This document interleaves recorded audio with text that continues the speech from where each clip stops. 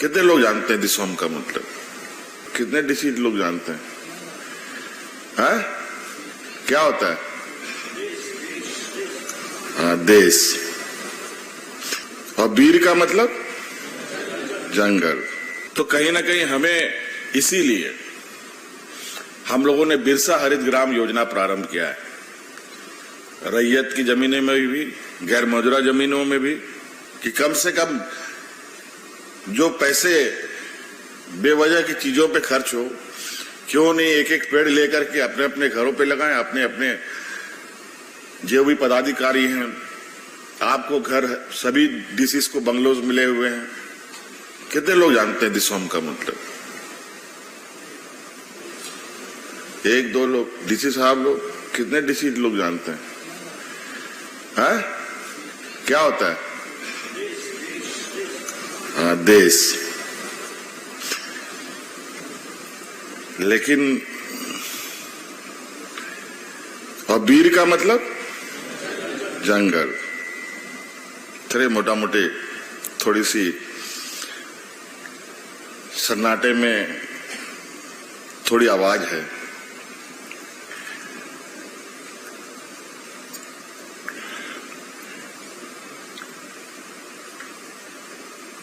मैंने कई बार अपने पदाधिकारियों को कहा है कि ये राज्य थोड़ा सा और सब राज्यों से अलग इसकी संस्कृति है, शिष्टाचार है, सभ्यता है। यहाँ के लोग के बारे में वेलफेयर सेक्रेटरी साहब ने आपको बताया ही। यहाँ के लोग किस तरीके से हैं, किस तरीके से रहते हैं। और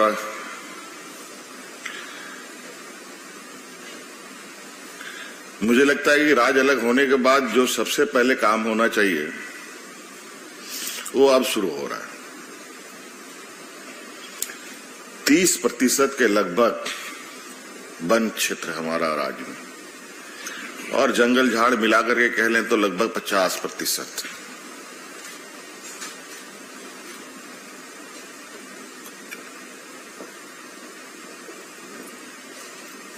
खेती बाड़ी योग उतना नहीं है जितना जनसंख्या के रूप में अगर हम देखें, लेकिन हमारे 80% लोग इन्हीं चीजों पर निर्भर है।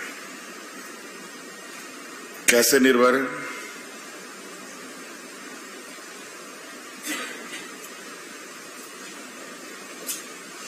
मात्र 20% लोग जो बाजार में, शहरों में हैं, और बाकी सभी लोग खेती बाड़ी पर हैं, लेकिन जमीन तो है नहीं।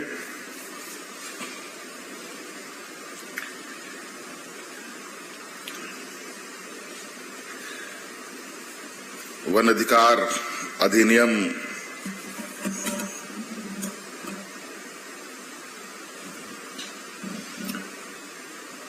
बने हुए कितने वर्षों हो गए,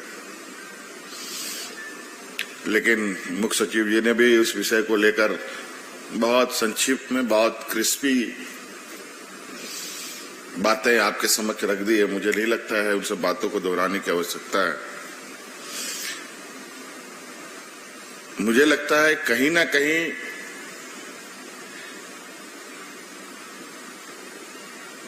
बीस वर्षों में या उससे पहले भी इस विषय पर कोई विशेष ध्यान रहा ही नहीं।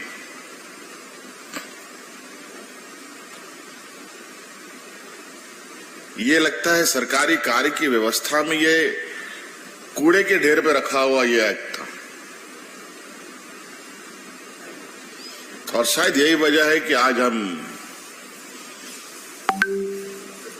बहुत हुज्जतों के बाद वन अधिकार को एक मुहिम का शक्ल देकर हमें उतरना पड़ रहा है।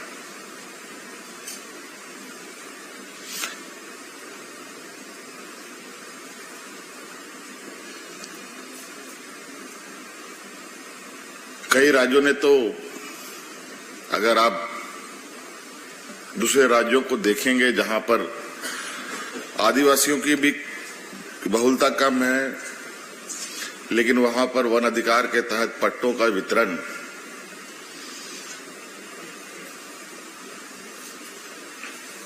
इस तरीके से हुए हैं कि आज मंच पर या सभा में बोलने में भी थोड़ा अच्छा नहीं लगता है कि वो भी और वहां के भी ब्यूरोक्रेट्स, यहां भी हमारे ब्यूरोक्रेट्स, वहां भी आईएएस, आईपीएस, आईएफएस के लोग हैं, यहां भी हैं भरे पड़े। लेकिन ये काम करने में ये अंतर क्यों आता है? ऐसा नहीं है कि आप नहीं कर सकते, बहुत सारे ऐसे काम हम कर रहे हैं आज के दिन में जो काफी सफलतापूर्वक आप सब मिलकर कर रहे हैं। और मुझे नहीं लगता है कि आप लोगों ने कोई चीज ठान ली और वो चीज ना हो।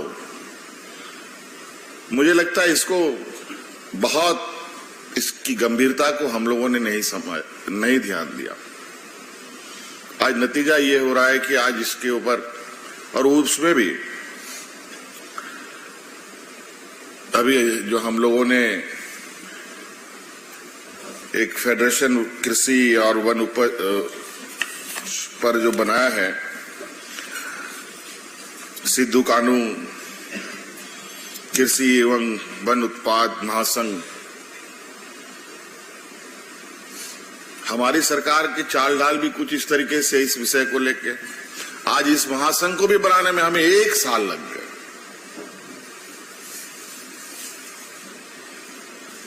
ये स्थिति है। चलिए,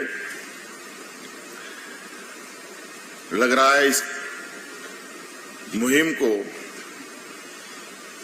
खड़ा होने में लगता है कि इसका हम लोगों ने, अगर हम लोग और थोड़ी दिनों तक ध्यान नहीं दिए होते तो शायद इस राज्य में फॉरेस्ट राइट एक्ट के विषय के बारे में चर्चा करना ही बेकार था, और न ही उस विषय पर हम लोगों को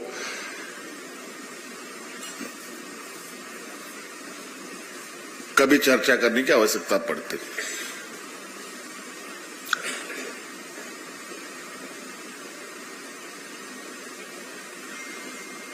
आज मैं बहुत ज्यादा नहीं कहना चाहूंगा और बहुत खरी खोटी भी सुना सकता हूं आज, क्योंकि जिस काम की जरूरत हमें पहले होनी चाहिए थी, करनी चाहिए थी, वो नहीं हो पाई। लेकिन इसी आशा विश्वास के साथ कि हमारे पदाधिकारी, मैंने पहले भी कहा कि आप में सक्षम है, आप कर सकते हैं और करते भी हैं, और ये हमारा विशेष फोकस इस योजना पर है। और आपको पता होना चाहिए और आपको आकलन भी करना चाहिए कि इस राज्य का भौगोलिक और इस राज्य के अंदर चल रहे विकास की गतिविधियां कितने एक दूसरे से परस्पर एक टकराव की स्थिति में आने वाला समय पैदा करेगा। आप सबको पता है कि इस राज्य में सबसे अधिक खनिज संपदाएं निकाली जाती हैं।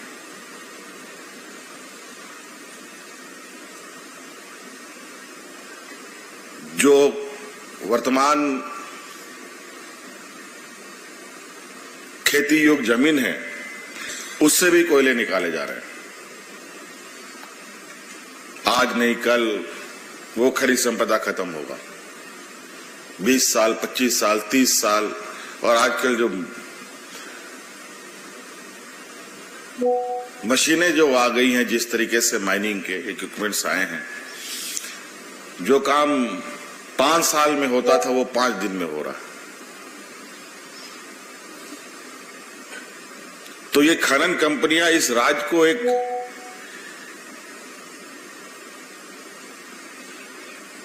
ऐसा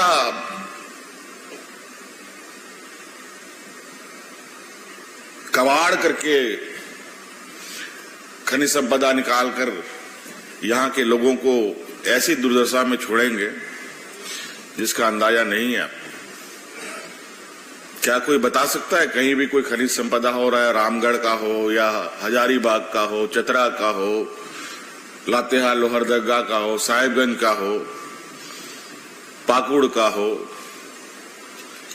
कि कल को उन खदानों को हम रिक्लेम भी करते हैं, जहां वहां आज धान की खेती होती थी, क्या 30 साल के बाद भी वहां पर धान की खेती होगी?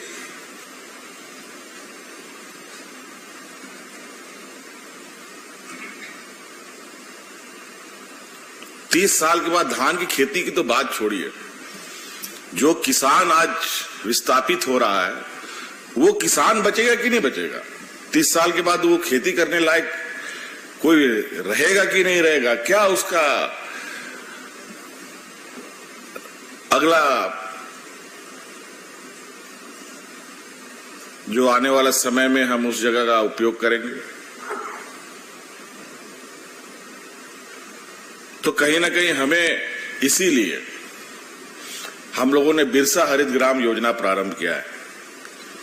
रैयत की जमीनों में भी, गैर मौजूदा जमीनों में भी, और अच्छा खासा सफलता भी मिल रहा है।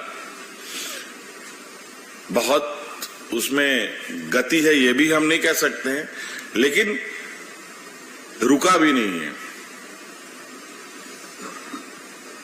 एक अल्टरनेटिव क्रॉप की ओर, फलदार पेड़ लगाकर। तो कई ऐसी चीजें हैं जो आपको अपने जिले के अंतर्गत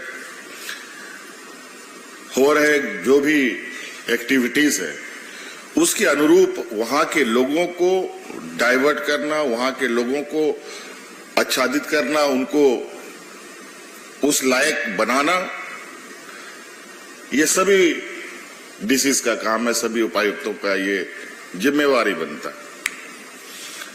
आप जिले के मुख्यमंत्री हैं, छोटे मोटे आदमी नहीं है, इसीलिए बिल्कुल इसका समय समय पर इसका रिव्यू भी बहुत तेजी से होगा और बहुत गहन रिव्यू की जाएंगी। इसलिए इस विषय को एकदम विशेष रूप से आपको ध्यान देते हुए काम करना है।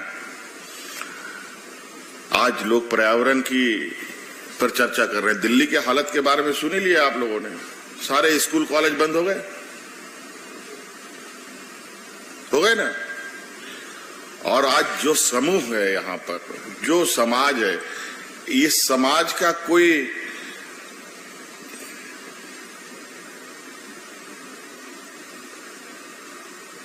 देवघर बासुकीनाथ जैसा भव्य शहर नहीं बन जाता है मंदिरों का।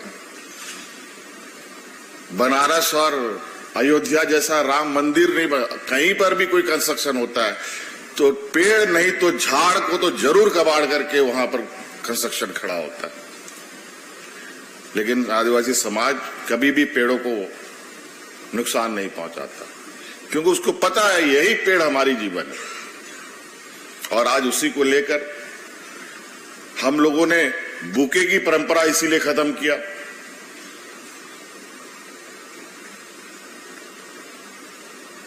कि कम से कम जो पैसे बेवजह की चीजों पे खर्च हो, क्यों नहीं एक एक पेड़ लेकर के अपने अपने घरों पे लगाएं। अपने अपने जो भी पदाधिकारी हैं, आपको घर सभी डीसीज को बंगलोज मिले हुए हैं,